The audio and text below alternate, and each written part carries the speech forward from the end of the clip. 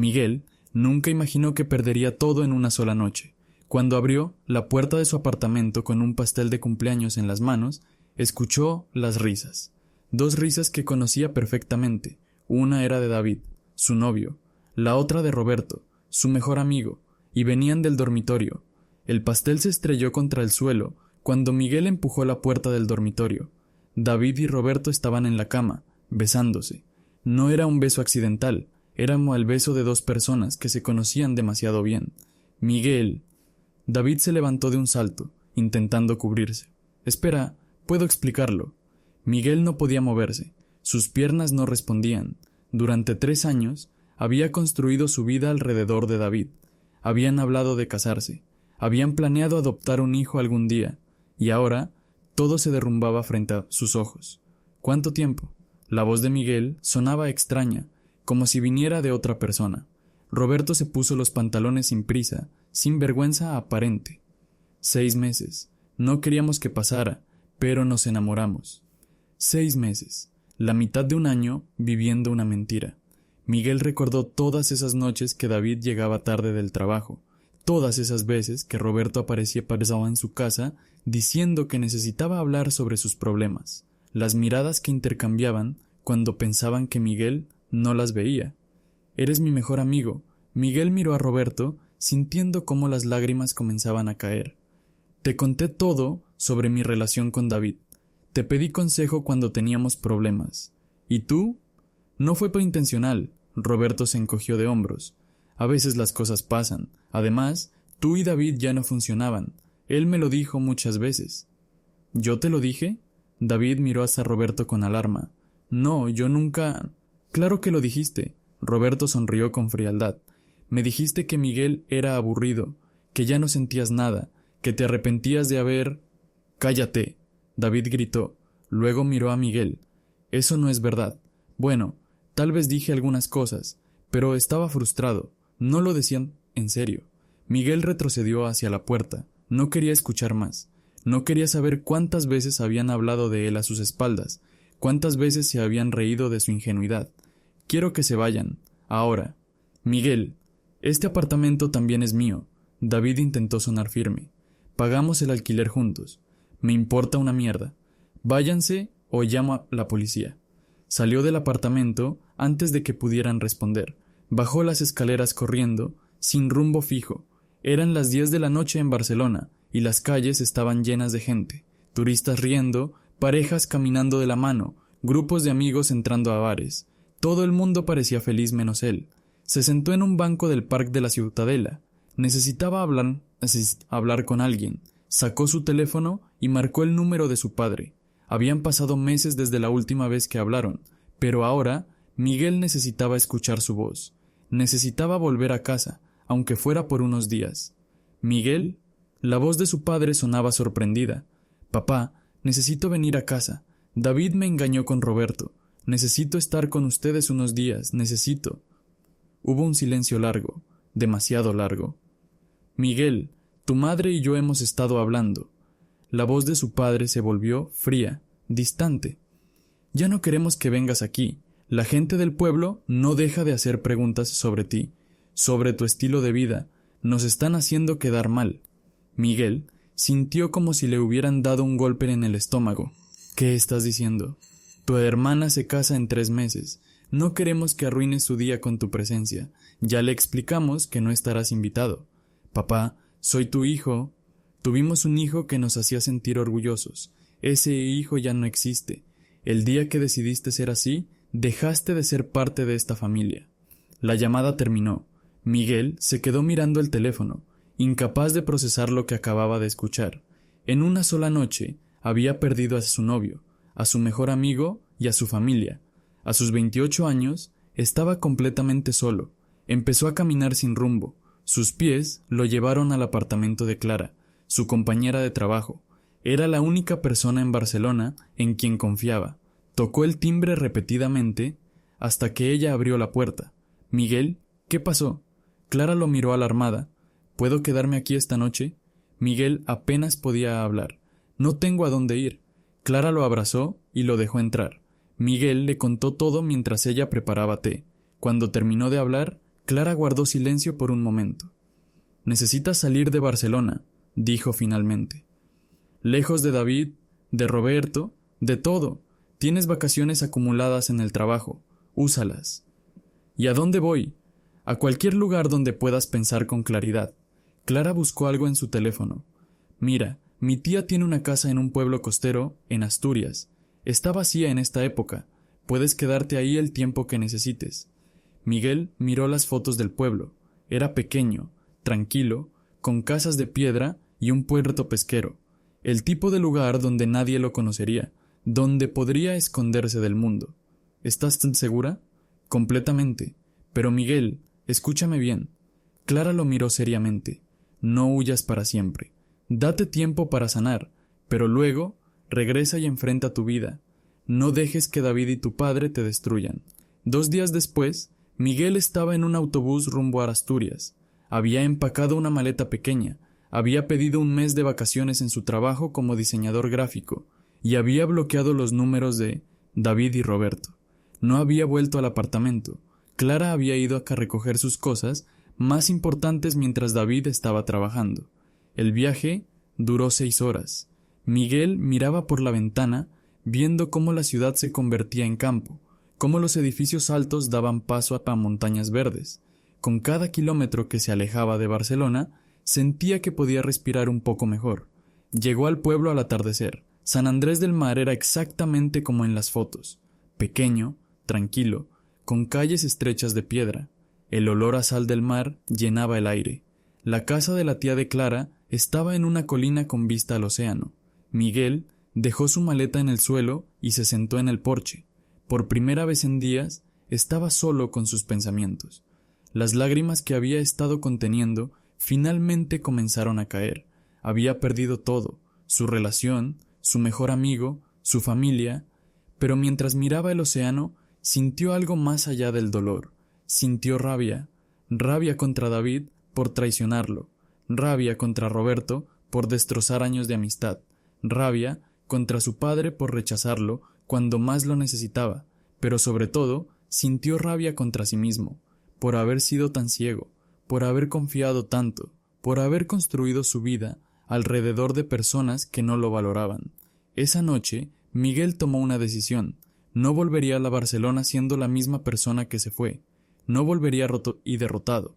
Usaría ese mes para reconstruirse, para entender quién era realmente sin David, sin su familia, sin nadie más. Lo que Miguel no sabía era que San Andrés del Mar no era solo un refugio temporal, era el lugar donde conocería a alguien que le enseñaría que el amor verdadero existe, pero también era el lugar donde enfrentaría sus demonios más profundos y donde tendría que decidir si valía la pena luchar por la felicidad, incluso cuando el mundo entero parecía estar en su contra.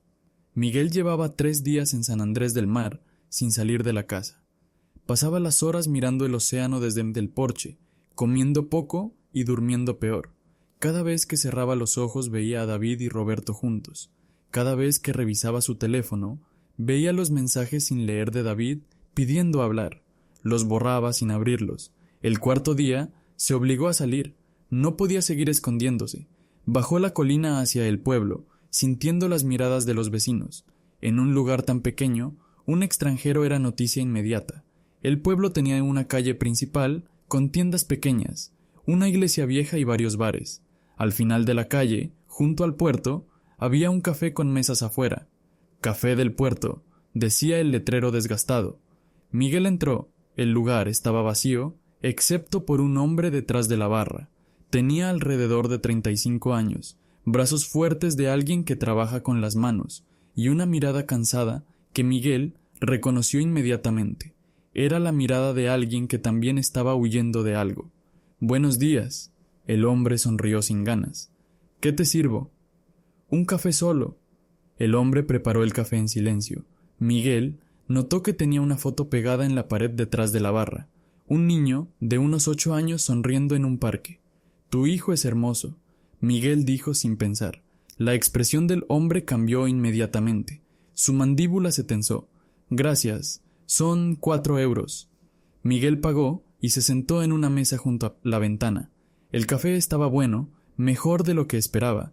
Se quedó ahí durante 1 hora, mirando el puerto, viendo a los pescadores trabajar. Regresó al día siguiente, y al siguiente. Siempre pedía lo mismo, siempre se sentaba en la misma mesa. El dueño del café, que se llamaba Mateo, según la placa en la barra, comenzó a preparar su café apenas lo veía entrar. El 7º día, Mateo se sentó frente a él. «Llevas una semana viniendo aquí y siempre te sientas solo, mirando por la ventana con cara de funeral. ¿Problemas de amor?» Miguel lo miró sorprendido. «¿Tan obvio es?» «Tengo experiencia reconociendo corazones rotos. Este pueblo está lleno de ellos». Mateo se recostó en la silla. «Soy Mateo, por cierto, dueño de este lugar desde hace 2 años. Miguel, estoy quedándome en la casa de la tía de una amiga». «¿Huyendo de Barcelona? ¿Cómo sabes que soy de Barcelona?» «Tu acento, y porque nadie viene a San Andrés del Mar en octubre a menos que esté huyendo de algo». Mateo sonrió ligeramente. «Yo también estoy aquí por eso». Algo en la honestidad de Mateo hizo que Miguel bajara la guardia. Quizá era la soledad, quizá era que necesitaba hablar con alguien que no lo conociera, pero comenzó a contar su historia. Le habló de David, de Roberto, de la traición. Le habló de su padre rechazándolo por teléfono. Mateo escuchó sin interrumpir. Cuando Miguel terminó, guardó silencio por un momento. «Mi exesposa se llevó a mi cohijo hace 2 años», dijo finalmente. «Estuvimos casados 8 años. Ella sabía desde el principio que yo era gay, pero pensó que podía cambiarme. Yo pensé que podía ser feliz viviendo una mentira. Los dos nos equivocamos». Miguel sintió un nudo en la garganta. «¿Cómo lo descubrió?» «Me encontró con alguien, un turista que vino al pueblo. Fue solo una noche, pero ella lo vio. Se llevó a Dani, mi hijo, y se mudó a Oviedo. El juez le dio la custodia completa. Dijo que yo no era un ambiente apropiado para criar a un niño. Eso es una mierda». «Sí, lo es. Veo a Dani un fin de semana al mes. Cada vez me pregunta cuándo volverá a vivir conmigo, y yo no tengo respuesta». Mateo se levantó. «Por eso abrí este café. Necesitaba algo que me mantuviera ocupado para no volverme loco». Durante las siguientes semanas, Miguel y Mateo se volvieron inseparables. Miguel comenzó a ayudar en el café, al principio solo para pasar el tiempo, luego porque realmente lo disfrutaba. Mateo le enseñó a preparar el café perfecto, a tratar con los clientes locales, a entender el ritmo lento del pueblo. Hablaban durante horas después de cerrar el café. Mateo le contaba sobre su matrimonio, sobre las mentiras que se había dicho a sí mismo durante años. Miguel le contaba sobre Barcelona, sobre su trabajo, sobre cómo se sentía perdido sin saber quién era realmente. «¿Alguna vez le dijiste a tu familia que eres gay?» Miguel preguntó una noche mientras limpiaban las mesas. «Mi familia lo sabe, no lo aceptan, pero lo saben. Dejaron de hablarme cuando me divorcié. Dijeron que había arruinado la vida de una buena mujer y de mi hijo por mis perversiones». Mateo apretó el trapo con fuerza. Lo único que querían era que siguiera mintiendo, que siguiera casado, infeliz, pero respetable. «Mi padre me dijo que dejé de ser su hijo el día que decidí ser gay, como si fuera una elección. La gente tiene miedo de lo que no entiende, y es más fácil rechazarnos que aceptar que estaban equivocados». Una tarde, Miguel estaba ordenando las sillas cuando 3 hombres entraron al café. Tenían la piel curtida de los pescadores y olían a mar. Uno de ellos, el más grande, miró a Miguel con hostilidad. «Mateo, ¿ahora contratas a los turistas?» El hombre se rió. «¿O es algo más que un empleado?» Mateo salió de la barra. «Luis, si vienes a tomar algo, bienvenido. Si vienes a causar problemas, vete». «Tranquilo, solo es una pregunta. Es que el pueblo entero está hablando. Dicen que viven juntos, que eres como antes, con tus mariconadas». Miguel sintió la rabia subir por su pecho. «Oye, déjalo». Mateo puso una mano en el hombro de Miguel. «No vale la pena». Luis se acercó más. «¿Sabes qué es lo peor, Mateo? Que tienes un hijo, un niño que tiene que crecer sabiendo que su padre es un maricón. Pobre Dani, con el ejemplo que tiene». Mateo se lanzó contra Luis antes de que Miguel pudiera detenerlo. Cayeron al suelo, intercambiando golpes. Los otros pescadores intentaron separarlos mientras Miguel llamaba la atención de la gente en la calle. Cuando finalmente los separaron, Mateo tenía sangre en el labio y Luis un ojo morado. «Te voy a demandar», Luis gritó mientras sus amigos lo sacaban del café. «Y me voy a asegurar de que tu ex esposa se entere de esto. Dile adiós a ver a tu hijo». Cuando se fueron, Mateo se sentó en el suelo con la cabeza entre las manos. Miguel se arrodilló junto a aquel. «Hola, ¿estás bien?»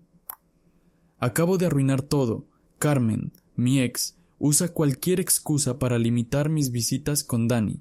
Si se entera de esto, si se entera de que estoy con alguien». Mateo levantó la vista. «Miguel, tienes que irte». «¿Qué? La gente del pueblo te ha visto aquí todos los días. Están hablando, y mientras más tiempo estés, más difícil será para mí. Carmen está buscando cualquier razón para quitarme completamente a Dani». Miguel sintió como si le hubieran echado agua fría encima. «Mateo, no es justo. No hicimos nada malo». «Lo sé, pero así es como funciona el mundo, especialmente en lugares como este». Mateo se levantó. «Vete, Miguel. Vuelve a Barcelona. Olvídate de este pueblo y de mí».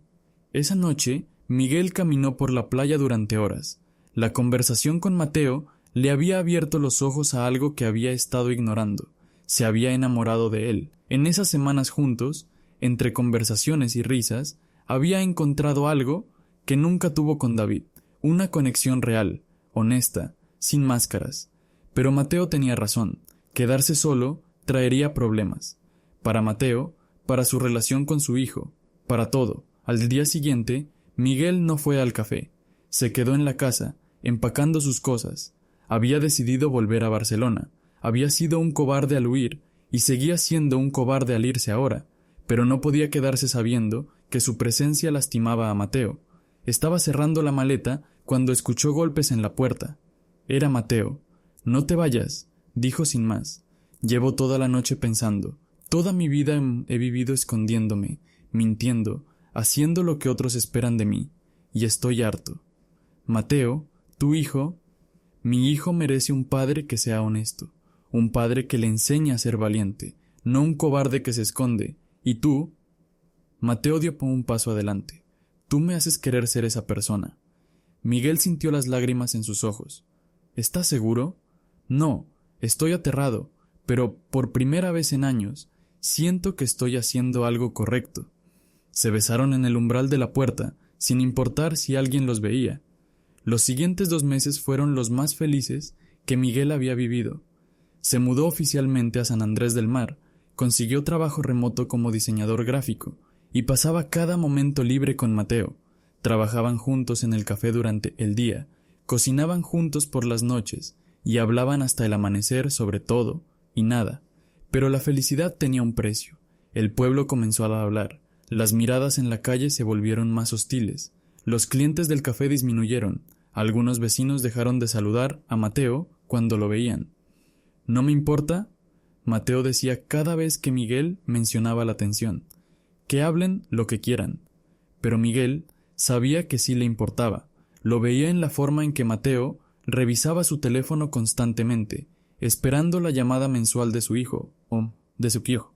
Lo veía en cómo se tensaba cada vez que alguien mencionaba a Carmen. La llamada llegó un viernes por la tarde. Mateo estaba cerrando el café cuando su teléfono sonó. Era Carmen. «Hola, quería confirmar que Dani va este fin de semana».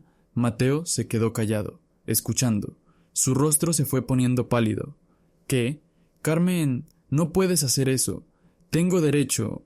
Pero el juez dijo: «Ya veo, entiendo». Cuando colgó, se quedó inmóvil mirando el teléfono. «¿Qué pasó?», Miguel preguntó. «Dani no viene este fin de semana, ni el próximo. Carmen dice que está enfermo, pero ambos sabemos que es mentira». Mateo dejó el teléfono en la barra con fuerza. Luis fue a verla, le contó sobre nosotros. Ahora ella dice que no quiere que Dani esté en un ambiente inmoral. Eso es ilegal. Tienes derechos de visitas establecidos por el juez. Y ella tiene una carpeta llena de informes de su abogado. Dice que estoy viviendo con alguien, que el pueblo entero puede testificar sobre mi estilo de vida inapropiado, que no soy apto para criar a un niño. Mateo se pasó las manos por el cabello. «Tiene razón, Miguel. Si esto va a juicio, voy a perder. Los jueces en esta región son conservadores. Van a darle la razón a ella. Entonces luchamos. Contratamos un buen abogado». ¿Con qué dinero? Apenas puedo mantener este café a flote. ¿Y tú? Mateo lo miró con dolor. Tú deberías estar en Barcelona construyendo tu carrera, no aquí atrapado en mi desastre. No estoy atrapado, estoy eligiendo estar aquí. Esa noche, Mateo lloró por primera vez desde que Miguel lo conocía. Lloró por su hijo, por los años perdidos, por la injusticia de tener que elegir entre su felicidad y su familia. La situación empeoró la semana siguiente. Miguel estaba comprando en el supermercado cuando escuchó a dos mujeres hablando en el pasillo de al lado. Es una vergüenza. Mateo tiene un hijo y está viviendo con ese hombre de Barcelona. Lo sé. Carmen me contó que Dani llora todas las noches preguntando por qué su papá prefiere a un extraño antes que a Kael. Estos gays son todos iguales. No les importa destruir familias. Miguel apretó la bolsa de compras con fuerza. Quería gritarles, decirles que no sabían nada, que Mateo era el mejor padre que había conocido. Pero sabía que no serviría de nada. Ya habían tomado su decisión. Pagó rápido y salió. Afuera se encontró con el cura del pueblo, el padre Rodrigo. Era un hombre mayor, con una expresión severa. Miguel, ¿verdad? El amigo de Mateo. El cura no sonreía. He querido hablar contigo. ¿Tienes un momento? Miguel asintió, aunque no quería. Caminaron hasta un banco cerca de la iglesia. Sé que eres nuevo en este pueblo, así que quizá no entiendes cómo funcionan las cosas aquí. El padre Rodrigo juntó las manos. San Andrés del Mar es una comunidad tradicional. Tenemos valores, principios, y Mateo está violando esos principios. Mateo no estaba haciendo nada malo. Está viviendo en pecado, y peor aún, está alejando a su hijo de la fe, de la decencia. Carmen está destruida. Ese niño necesita una familia normal. Mateo es su padre. Eso es familia. Un padre que vive en pecado no puede ser ejemplo para nadie. El cura se levantó. Te digo esto como advertencia. Si realmente te importa Mateo, deberías irte. Cada día que estás aquí, haces más difícil que él recupere a su hijo. Piénsalo. Miguel regresó al café temblando de rabia. Mateo estaba atendiendo a los últimos clientes del día. Cuando se fueron, Miguel le contó sobre la conversación con el padre Rodrigo. Tiene razón, Mateo dijo en voz baja. Cada día que estás aquí, Carmen tiene más munición contra mí. ¿No puedes creer eso? Miguel, ayer recibí una carta de su abogado. Está pidiendo custodia completa permanente. Dice que soy un peligro para Dani, que mi estilo de vida es perjudicial para su desarrollo. Mateo sacó la carta de su bolsillo. Tengo una audiencia en 2 semanas. Si pierdo, podría no ver a mi hijo hasta que sea mayor de edad. Miguel leyó la carta. Era peor de lo que imaginaba. Carmen no solo quería quitarle las visitas, quería eliminar completamente los derechos parentales de Mateo. Entonces, vamos a esa audiencia y les demostramos que están equivocados. ¿Cómo? ¿Diciéndoles que soy gay pero un buen padre? ¿Crees que eso va a funcionar? Mateo se sentó en una silla, derrotado. Mi propio abogado me dijo que mi mejor opción es terminar esta relación, esperar 6 meses, y luego pedir una revisión del caso, demostrar que he vuelto a ser un ciudadano respetable. Miguel sintió como si le hubieran dado un puñetazo. ¿Eso quieres? ¿Que terminemos? No sé lo que quiero, solo sé que no puedo perder a mi hijo. Es lo único que me queda de mi vida anterior. Es lo único bueno que hice en 8 años de matrimonio falso. Pasaron 3 días sin hablarse. Miguel se quedaba en la casa mientras Mateo trabajaba en el café. Ambos sabían que algo tenía que cambiar, pero ninguno sabía qué. La decisión se precipitó cuando Dani llamó. Mateo puso el altavoz sin darse cuenta de que Miguel estaba en la habitación. «Papá, ¿por qué no vienes a verme?» La voz del niño sonaba rota. «Mamá dice que tienes un amigo nuevo y que ya no me quieres». «Eso no es verdad, campeón. Te amo más que a nada en el mundo». «Entonces, ¿por qué mamá dice que ese hombre es más importante que yo? ¿Por qué dice que elegiste estar con él en lugar de conmigo?» Mateo cerró los ojos con fuerza. «Es complicado, Dani. Los adultos a veces...» «No quiero que sea complicado. Quiero que seas mi papá como antes. Quiero que vuelvas con mamá. Quiero que todo vuelva a ser normal».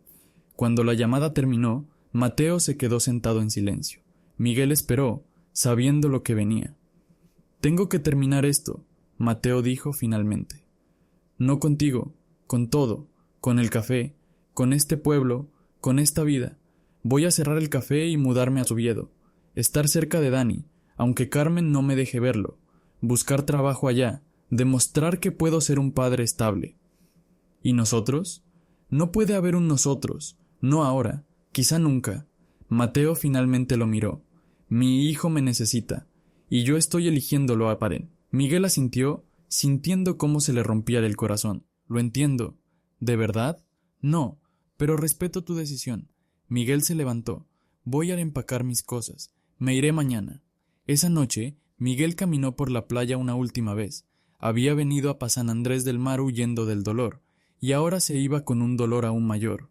Había encontrado el amor verdadero solo para perderlo por las mismas razones que había perdido a su familia, porque el mundo no estaba listo para aceptarlos. Cuando regresó a la casa, Mateo estaba esperándolo en el porche. No puedo hacerlo, dijo Mateo. Intenté convencerme toda la noche de que dejarte ir era lo correcto, pero no puedo. Me estoy cansando de vivir mi vida según lo que otros esperan de mí. ¿Qué estás diciendo? Que voy a luchar, por mi hijo sí, pero también por nosotros, por mi derecho a ser feliz. Y si eso significa enfrentar a Carmen, al pueblo, a quien sea, lo haré. Miguel lo abrazó, sintiendo esperanza por primera vez en días, pero ambos sabían que la verdadera batalla apenas estaba comenzando. La audiencia estaba programada para el lunes a las 10 de la mañana en el juzgado de Oviedo. Miguel y Mateo llegaron temprano, pero Carmen ya estaba allí con su abogado, un hombre de traje caro que revisaba documentos con expresión satisfecha. Carmen miró a Mateo con desprecio. Era una mujer de 38 años, delgada, con el cabello recogido en un moño perfecto. Había sido hermosa una vez, pero ahora su rostro mostraba amargura en cada línea. «No puedo creer que hayas traído a tu novio a una audiencia de custodia», dijo con voz fría. «¿No tienes vergüenza? Miguel es mi pareja, tiene derecho a estar aquí apoyándome». «¿Tu pareja?» Carmen se rió sin humor. «Mateo, estuviste casado conmigo 8 años. Tuvimos un hijo, juntos. Y todo ese tiempo estabas mintiendo. ¿Y ahora me pides que te respete?» Antes de que Mateo pudiera responder, los llamaron a la sala. El juez era un hombre de unos 60 años, con lentes y expresión severa. Revisó los documentos mientras todos tomaban asiento. «Señora Valdés, usted está solicitando la custodia completa de su hijo Daniel y la eliminación de los derechos de visita del padre. Explique sus razones». El abogado de Carmen se levantó. «Su señoría, mi clienta tiene pruebas contundentes de que el señor Mateo Ruiz está viviendo un estilo de vida que no es apropiado para la crianza de un menor. Desde su divorcio, el señor Ruiz ha mantenido relaciones homosexuales de manera abierta, incluyendo convivir con su pareja actual en el mismo pueblo donde el niño lo visitaba. La orientación sexual no es razón legal para negar derechos parentales», interrumpió el abogado de Mateo, un hombre joven que trabajaba pro bono. «No estamos hablando solo de orientación sexual, estamos hablando de estabilidad. El señor Ruiz cerró su café hace 2 semanas, debido a la presión social. No tiene ingresos estables, vive en un pueblo donde es abiertamente rechazado. ¿Ese es el ambiente para un niño de 8 años? El abogado de Carmen puso sobre la mesa una carpeta gruesa.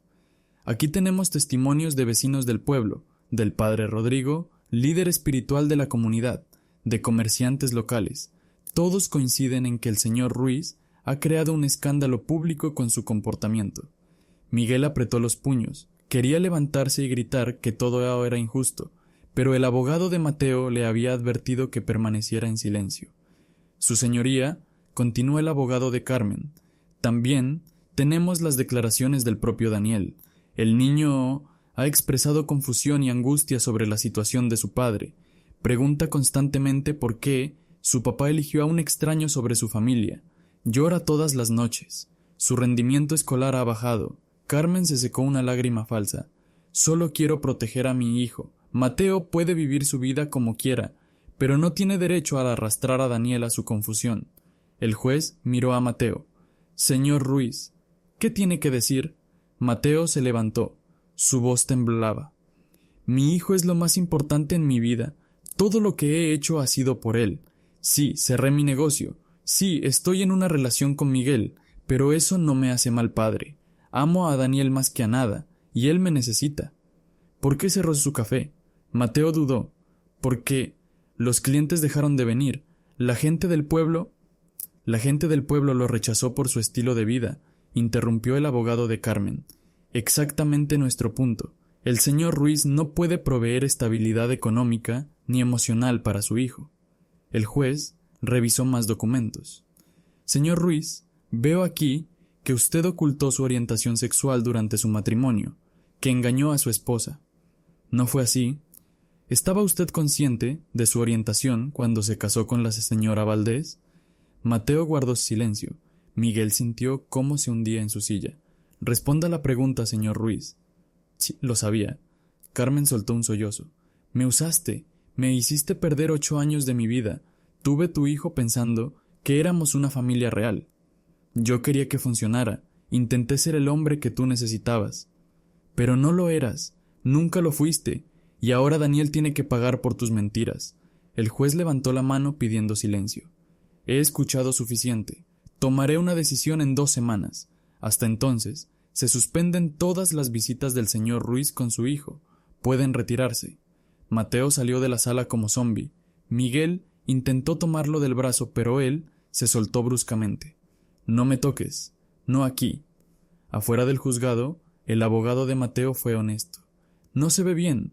El juez claramente está del lado de tu ex esposa. Mi consejo es que consideres renunciar a las visitas voluntariamente a cambio de pensión reducida. ¿Renunciar a mi hijo? Es mejor que te las quiten por completo. Al menos así mantienes la puerta abierta para el futuro. Mateo se alejó sin responder. Miguel lo siguió hasta el estacionamiento. Se subieron al coche en silencio.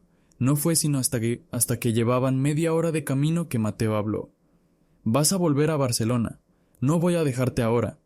Escúchame bien, Miguel. Perdí mi café. Voy a perder a mi hijo. No voy a perderte a ti también. Mateo apretó el volante con fuerza. Pero si te quedas, te vas a hundir conmigo. Carmen tiene razón. Soy un desastre. No tengo trabajo. No tengo dinero. No tengo futuro. Entonces construimos uno nuevo. Juntos. No lo entiendes. Mateo gritó. Mi hijo piensa que lo abandoné por ti. Cada día que estamos juntos, él me odia más. Carmen se está asegurando de eso.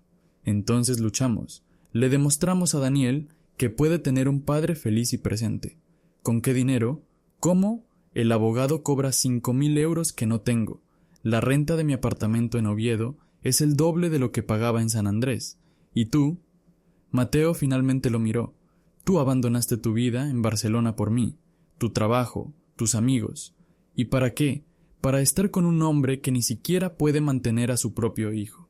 Llegaron a San Andrés del Mar al anochecer. El pueblo parecía más hostil que nunca. Cuando pasaron frente al café cerrado, alguien había pintado una palabra en la ventana. Maricones. Miguel sintió rabia, pero también miedo. Las cosas estaban empeorando rápidamente. Esa noche, Carmen llamó. Mateo puso el altavoz. Solo quería que supieras que Dani me preguntó hoy si tú lo seguías queriendo. Le dije que no lo sabía, que aparentemente ese hombre de Barcelona era más importante. Carmen, por favor, no lo pongas en contra mía. Yo no tengo que hacer nada, tú solito te encargaste de eso, pero te voy a dar una oportunidad.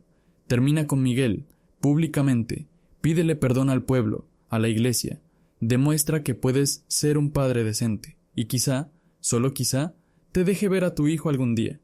Eso es chantaje. No, eso es maternidad. Estoy protegiendo a mi hijo de un padre que eligió su lujuria sobre su familia. Carmen colgó. Mateo se quedó mirando el teléfono. Miguel sabía lo que estaba pensando. Podía verlo en sus ojos. Estaba considerando la oferta de Carmen. Si me pides que me vaya, lo haré, Miguel dijo en voz baja. Pero no porque Carmen lo ordene, porque tú realmente lo quieras. No sé lo que quiero, solo sé que hace 6 meses tenía un hijo que me adoraba. Ahora tengo un hijo que me odia, y una exesposa que tiene todo el poder. A la mañana siguiente, Miguel encontró una nota en la mesa. Mateo se había ido a Oviedo a buscar trabajo. No había dicho cuándo volvería. Miguel se quedó en la casa, sintiéndose completamente perdido. Había luchado tanto por esta relación, por su derecho a ser feliz. Pero quizá Carmen tenía razón. Quizá Su presencia solo estaba destruyendo la vida de Mateo. 3 días después, Mateo regresó. Tenía bolsas bajo los ojos y no se había afeitado. Conseguí trabajo en un supermercado, turno nocturno. Paga mal, pero es algo. Se sentó en el sofá. También hablé con mi abogado. Va a presentar una petición para que al menos pueda hablar con Dani por teléfono una vez por semana. Es lo único que podemos hacer ahora. ¿Y nosotros? Mateo lo miró con ojos cansados. No lo sé, Miguel. Te amo, pero cada día me pregunto si este amor vale la pena el precio que estábamos pagando. Esa noche durmieron en la misma cama, pero sin tocarse. Ambos sabían que algo se había roto entre ellos, algo que quizá no tenía reparación. Pasaron 2 semanas en un silencio doloroso. Mateo trabajaba turnos nocturnos en Oviedo y dormía durante el día. Miguel intentaba mantener su trabajo remoto, pero no podía concentrarse. La casa que una vez fue su refugio, ahora parecía una prisión. Una tarde, mientras Mateo dormía, Miguel recibió una llamada de Clara desde Barcelona. Miguel, tenemos un problema. El cliente principal de la agencia quiere reunirse contigo en persona. Dijeron que si no vienes esta semana, van a buscar otro diseñador. Clara, no puedo irme ahora. Miguel, ese contrato es el 60% de tus ingresos. Si lo pierdes, ¿cómo vas a sobrevivir? Mateo apenas puede mantenerse a sí mismo. Tenía razón. Miguel había estado gastando sus ahorros durante meses. No podía seguir así. Cuando Mateo despertó, Miguel le contó sobre la reunión. Ven, Mateo dijo sin emoción, tienes que cuidar tu carrera. Es solo una semana. Ambos sabemos que no es solo una semana. Una vez que estés en Barcelona, te vas a dar cuenta de lo estúpido que fue venir aquí. Vas a recordar tu vida real. Mi vida real está aquí contigo. ¿Qué vida, Miguel? Vivimos en una casa prestada, en un pueblo que nos odia. Yo trabajo turnos de mierda que apenas pagan la renta. No puedo ver a mi hijo, no tengo futuro. ¿Eso es lo que quieres? Te quiero bastante. Mateo se levantó y fue a la ventana. Cuando nos conocimos, ambos estábamos huyendo. Yo, de mi matrimonio falso, tú de tu traición. Pensé que podíamos construir algo real, pero quizás solo estábamos usando al otro para no enfrentar nuestros problemas. Eso no es verdad, ¿no? Dime honestamente, si no hubiera sido por David engañándote, ¿habrías venido aquí? ¿Me habrías conocido? Miguel no pudo responder. Mateo tenía razón. Todo había comenzado como una huida. Ve a Barcelona, Mateo repitió. Salva tu carrera, y mientras estés allá, piensa si esto es realmente lo que quieres, porque yo ya no sé qué quiero. Miguel tomó el autobús a Barcelona al día siguiente. El viaje de 6 horas le dio tiempo para pensar. En los últimos meses había perdido tanto. Su relación anterior, su familia, su estabilidad. Había encontrado amor con Mateo, pero ¿a qué costo? Barcelona se sentía extraña, las calles llenas de gente, el ruido constante, el ritmo acelerado. Miguel se había acostumbrado al silencio de San Andrés del Mar. La reunión con el cliente fue bien. Le ofrecieron un contrato mejor, con más dinero y proyectos interesantes. Solo había un problema.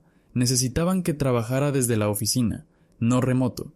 Necesitamos colaboración directa, explicó el director. Tienes talento, Miguel, pero estos últimos meses tu trabajo ha sido inconsistente. Necesitamos que estés presente, enfocado. Era una oferta increíble, un sueldo que triplicaba lo que ganaba ahora. Beneficios, estabilidad, todo lo que había perdido. Esa noche, Clara lo invitó a cenar. Mientras comían, ella fue directa. ¿Vas a volver con Mateo? No lo sé. Miguel, te conozco desde hace años. Nunca te había visto tan infeliz como estos últimos meses. Y antes de que digas que es por amor, déjame preguntarte, ¿realmente es amor o es miedo a estar solo? La pregunta lo golpeó.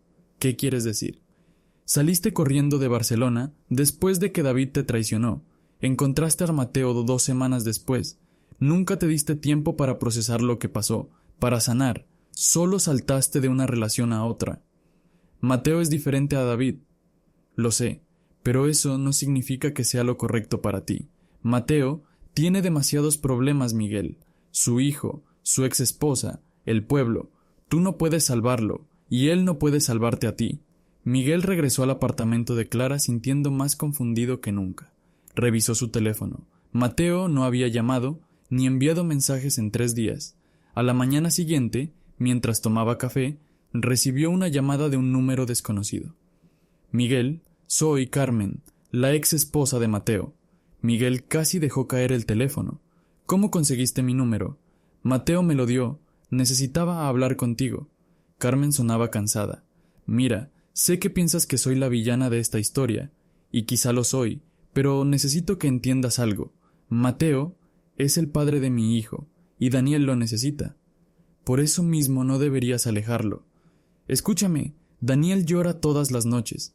Pregunta por su padre constantemente. Está en terapia por depresión, tiene 8 años y está deprimido porque su mundo se destruyó. Miguel sintió un nudo en la garganta. Cuando Mateo me engañó, cuando descubrí que toda nuestra vida era mentira, quise destruirlo. Quise que pagara por cada año que desperdicié con él. Pero... Carmen hizo una pausa. Mi hijo está pagando el precio. No Mateo, no tú, mi hijo. ¿Qué estás diciendo? Que voy a retirar la demanda de custodia completa. Voy a permitir que Mateo vea a Daniel otra vez. Pero con una condición. Mateo necesita estabilidad. Necesita un lugar donde vivir que no sea ese pueblo horrible. Necesita un trabajo decente. Necesita construir una vida real. ¿Está tratando de hacer eso? No, está sobreviviendo. Y mientras esté contigo, va a seguir sobreviviendo, porque ambos están atrapados en esa relación tóxica. Mira, no me importa si Mateo es gay. Me importa que sea un buen padre. Y ahora mismo, no lo está haciendo. Después de colgar, Miguel se quedó sentado durante horas procesando la conversación. Carmen tenía razón en algo. Él y Mateo estaban atrapados en un pueblo que los odiaba, en una situación sin salida, en un amor que estaba consumiéndolos en lugar de fortalecerlos. Esa noche, Miguel tomó una decisión. Llamó a Mateo. Necesitamos hablar, en persona. Mateo llegó a Barcelona 2 días después. Se encontraron en un café cerca del apartamento de Clara. Mateo se veía agotado, más delgado, con ojeras profundas. Tu ex esposa me llamó. Miguel comenzó. Mateo cerró los ojos. Lo sé.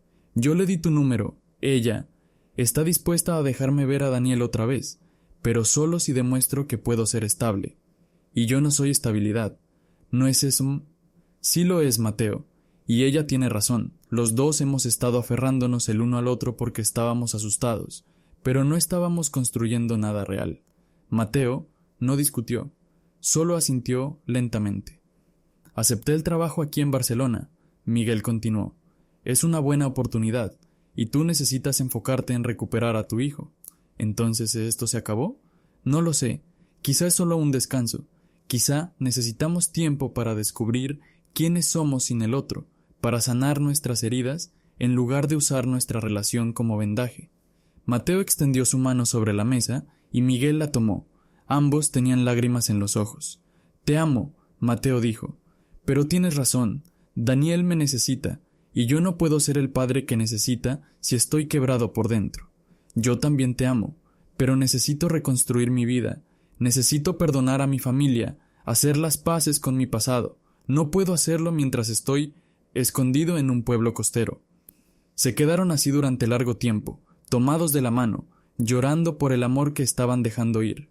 3 meses después, Miguel estaba en su nueva oficina cuando recibió un mensaje de Mateo. Era una foto, Mateo y Daniel en un parque, sonriendo. El mensaje decía: primera visita sin supervisión, gracias por darme espacio para arreglar esto. Miguel sonrió con lágrimas en los ojos. Respondió: me alegro por ustedes, te lo mereces. Esa noche, Miguel finalmente llamó a su padre. La conversación fue difícil, dolorosa, pero era un comienzo. 6 meses después, Miguel recibió otra llamada de Mateo. Me mudé al Oviedo, tengo custodia compartida de Daniel, abrí un pequeño café cerca de su escuela, y... Mateo hizo una pausa. He estado en terapia, trabajando en mí mismo, aprendiendo a ser responsable, no solo con otros, sino conmigo mismo. Me alegro por ti, Mateo, de verdad. Miguel, sé que necesitamos tiempo, ambos lo necesitamos, pero quiero que sepas que lo que tuvimos fue real. Me enseñaste que merezco amor, que puedo ser feliz siendo quien soy, y algún día, si el destino lo permite, me gustaría poder intentarlo otra vez, pero esta vez hacerlo bien. Miguel sonrió. Algún día, cuando ambos estemos completos. Un año después, Miguel recibió una invitación. Mateo se había graduado de un curso de administración. La ceremonia era en Oviedo. Miguel decidió ir.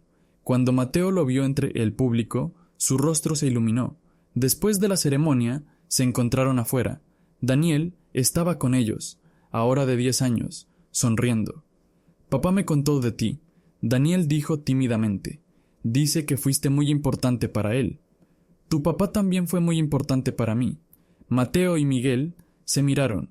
Había esperanza en esa mirada, no promesas, no garantías, solo la posibilidad de que, quizá ahora que ambos habían sanado, podrían intentarlo otra vez. Pero esa es una historia para otro día. El amor verdadero a veces significa dejar ir, significa priorizarse a uno mismo, sanar, crecer. Y si ese amor es real, encontrará su camino de regreso cuando ambas personas estén listas.